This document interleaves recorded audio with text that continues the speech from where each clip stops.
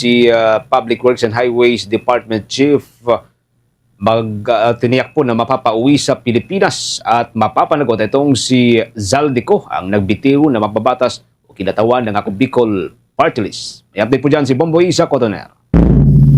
Muling tiniyak ni Department of Public Works and Highways Secretary Vince Dizon na mapapauwi sa bansa si dating Ako Bicol Party List representative na si Zaldico upang harapin ang mga kasong isinampa laban sa kanya kasunod ng kanselasyon ng pasaporte nito. Ayon kay Dizon, lumiit na ang mga opsyon ni Ko at bilang na umano ang mga kanyang araw na nasa labas ng bansa. Anya, naniniwala siya sa kakayahan ng Department of Interior and Local Government na mapauwi ang dating mambabatas sa bansa katulad anya ng ginawa sa dating congressman din na si Arnie Teves. By the way, nakansela na rin ang pasaporte ni Zaldico. No, ibig sabihin, maliit na talaga ang mundo niya. Ang presidente mismo ang nag-announce niya. No? At hindi na magtatagal yan, tingin ko, sa galing ni Secretary John Vic Remulla. Nakita nyo naman na eventually, ganyan din yung nangyari kay former Congressman Teves, pero nahuli din siya, naiuwi din siya. Tingin ko, ganyan din ang gagawin ni Secretary John Vic ng DILG, katulong ng PNP, mahuhuli din natin si Zaldico. Samantala, sinabi rin ni Dizon na may ilang pang individual bukod kina dating Department of Public Works and Highways officials Henry Alcantara at Gerard Opulencia ang inaasahang magbabalik ng pera kaugnay ng maanumalyang flood control projects. Mas malaki pa umano ang halagang isasauli ng iba kumpara sa naibalik na ng dalawa. Sa kasalukuyan, umaabot na sa 150 million ang naibalik ni na Alcantara at Opulencia at posible pang magbalik si Alcantara ng ilang daang milyong piso. Aabot naman sa 13 billion ang kabuang halaga ng mga na-freeze na assets ng mga sangkot sa anomalya. Matatandaang noong Disyembre 16, ibinalik ni dating DPWH NCR Regional Director Gerard Opulencia ang 40 million sa pamahalaan bilang bahagi ng restitution process. Tinatayang 150 million ang kabuang halagang inaasahang ibabalik niya. May naibalik na parang 150 million to date na voluntary binalik si Alcantara, si Opulencia. At may mga balita kami na mayroon ding iba pang magbabalik na mas mataas sa kanila.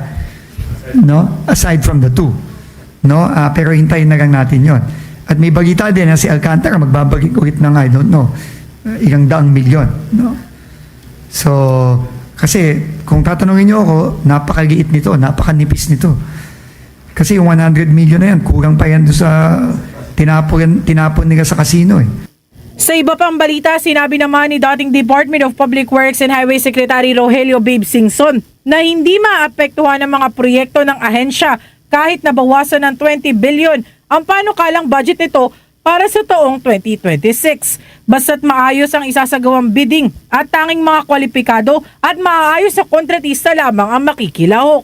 Ayon pa kay Singson, mahalaga ang tamang proseso sa pagpili ng mga kontratista upang matiyak na magpapatuloy ng maayos ang mga proyekto ng DPWH sa kabila ng bawas pondo. Samantala, sinabi rin niya na mas mainam kung isang abogado ang italagang papalit sa kanya bilang commissioner ng Independent Commission for Infrastructure upang maging mas epektibo ang pagtupad sa mandato ng komisyon. Makakaapekto ba yon sa mga projects na gagawin nila for 2026? Tingin ko hindi. Ganito yung mangyayari dyan. Yung budget na per project, no? Pagka yung project nakakahanda ng mabuti, basta't i-bid ng tama, no?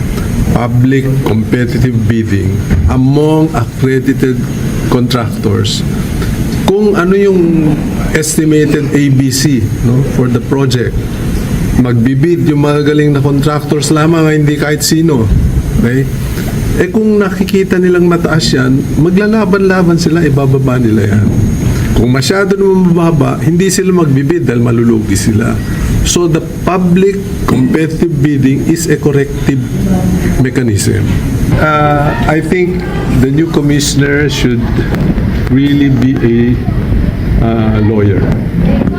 Ang dami-dami na documents that need. Para sa Bombo Network News, ito si Bombo Isa Cotoner and this is Bombo Radio Philippines. The number one and most trusted source of news and information, Basta Radyo, Bombo. For the most trusted source of news and information, visit our website at www.bomboradio.com. Follow us on Bombo Radio mobile app, Facebook, YouTube, TikTok, and X, formerly Twitter.